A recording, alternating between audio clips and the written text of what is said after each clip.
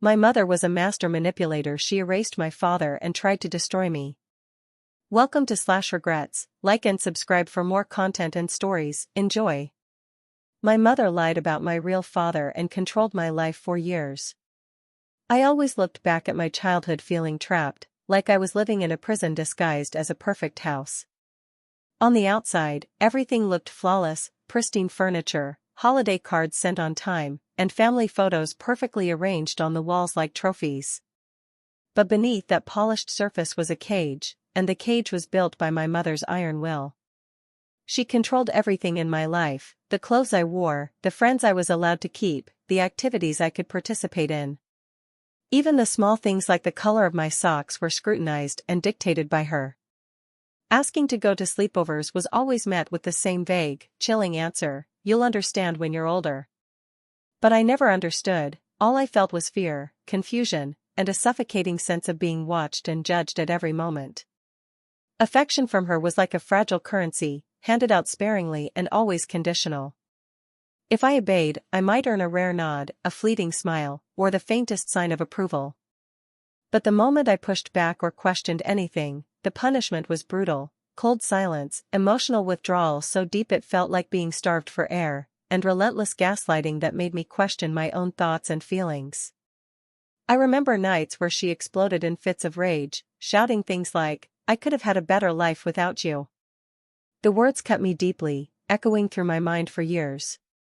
Yet, just hours later, she would pretend she never said them, acting like I was the crazy one for holding on to such memories. I was terrified of upsetting her. Even now, as an adult, I catch myself hesitating before making decisions, as if I still need her permission to exist. My stepfather was a ghost in my life, silent, passive, and terrified of my mother's wrath. I later learned that she threatened to leave him if he ever tried to defend me or challenge her authority. Together, they acted as a united front, watching my every move, judging my every word. During my teenage years, they invaded my privacy, going through my phone, reading my diary, and laughing at my feelings as if they were nothing but jokes. I still remember her saying with a cruel smile, "You're lucky we keep you under control. Imagine what you'd be like without us." Those words haunted me more than any punishment ever could. I grew up believing I was broken, that I was too sensitive and too difficult to handle, and that I couldn't trust my own instincts. But the worst betrayal was the complete erasure of my real father.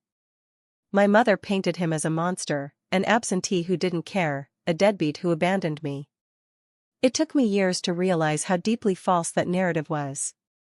One day, I stumbled upon a hidden box in the attic filled with letters from my father, letters he had written in desperation, filled with love and hope, letters she had hidden from me. She had told him I was dead. The truth shattered me. I wasn't broken. I was stolen. When I confronted her with the letters, she didn't even flinch. She just sneered, "You wouldn't understand. I saved you from him." No police reports, no restraining orders, just her twisted stories and poison whispered into the ears of family members. She called me emotional, accused me of trying to ruin the family by digging into the past, of choosing a stranger over her. That's when it hit me: she never saw me as a person. I was an extension of her will, a puppet with her last name.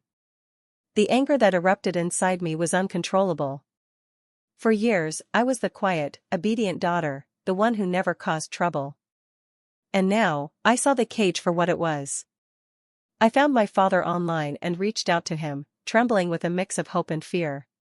His reply was immediate: he never stopped thinking about me. When we spoke on the phone, his voice broke with emotion as he told me about the day I was born, the happiest day of his life, about the baby shoes he kept, and the prayers he whispered each night, hoping I was alive. We met a week later, and when he hugged me, I felt warmth that had been missing my entire life. He showed me photos, my first steps, my first bike, moments stolen from me by my mother's need for control. He had never remarried, explaining that a part of him died when I disappeared. I cried harder than I ever had, not just for him, but for the little girl I once was, who never knew this kind of love. Returning home, I was no longer the scared child. I was awake and aware, and my mother hated it. She unleashed manipulation, guilt, threats, and crocodile tears. She lied, saying my father abandoned me and only wanted money.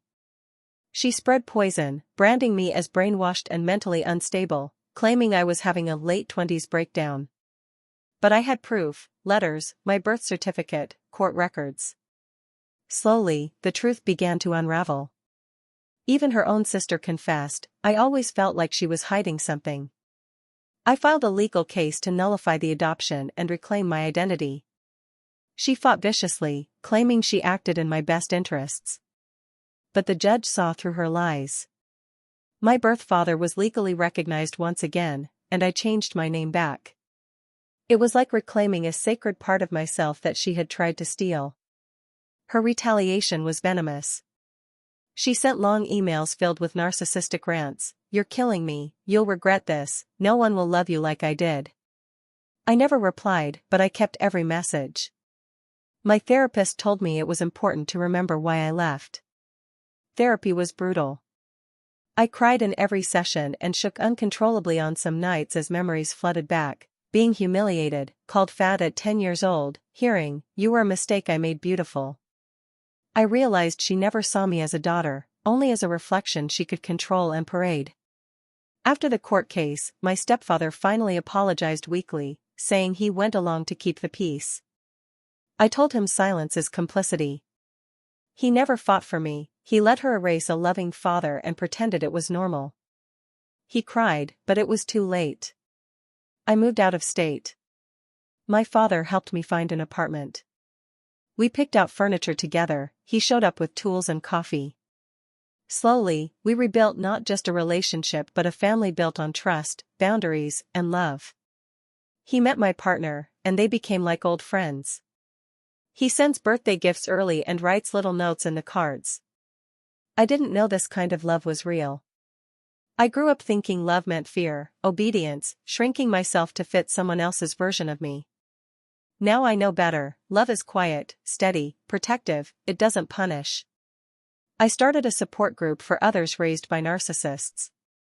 The stories I hear are heartbreaking and almost identical. We share tactics, scripts for setting boundaries, legal tips, even memes. It's been life-changing. Sometimes I wake up in a panic, feeling like I'm back in that house, like she's still watching, still pulling the strings.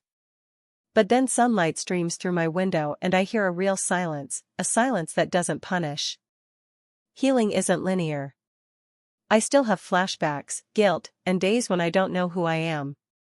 But I've built a foundation, brick by brick, not from what she gave me but from what I discovered on my own.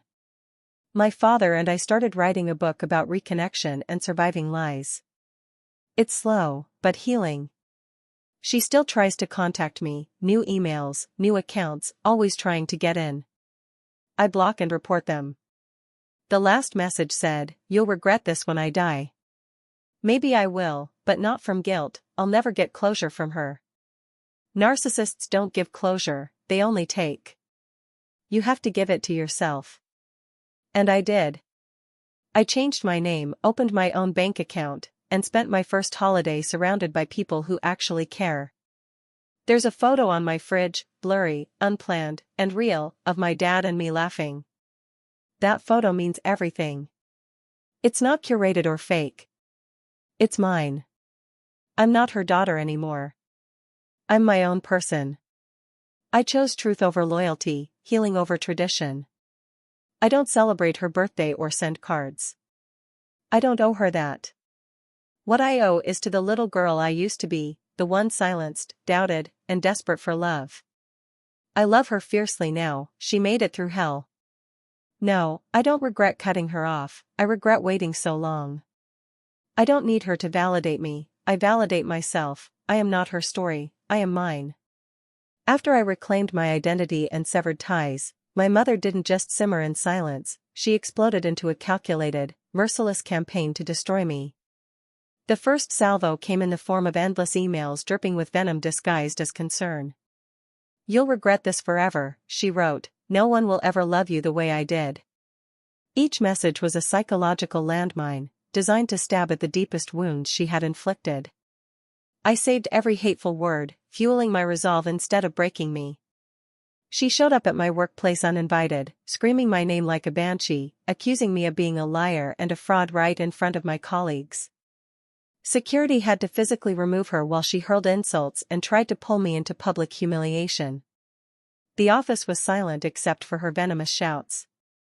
Some coworkers whispered behind my back, but many stared in shock, realizing the monster she truly was. That day I realized how far she was willing to go to control my narrative. She didn't stop there.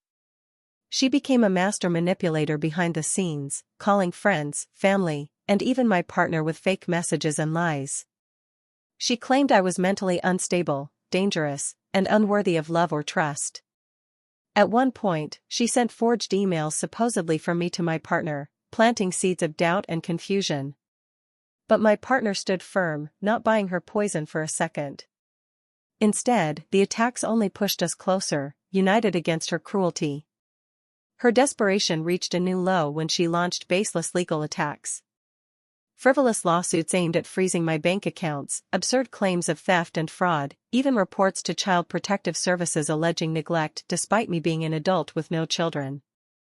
Each attempt was a weapon to drain me emotionally and financially. But with evidence, the support of my father, and legal counsel, I dismantled every attack. The most heartbreaking wound came from my extended family. Some were her willing puppets, choosing to believe her twisted lies and turning their backs on me. Their cold shoulders and whispered gossip cut deep. But others saw through the deception and offered their hands, helping me rebuild connections based on truth and love. That division tore my world apart but also steeled my spirit.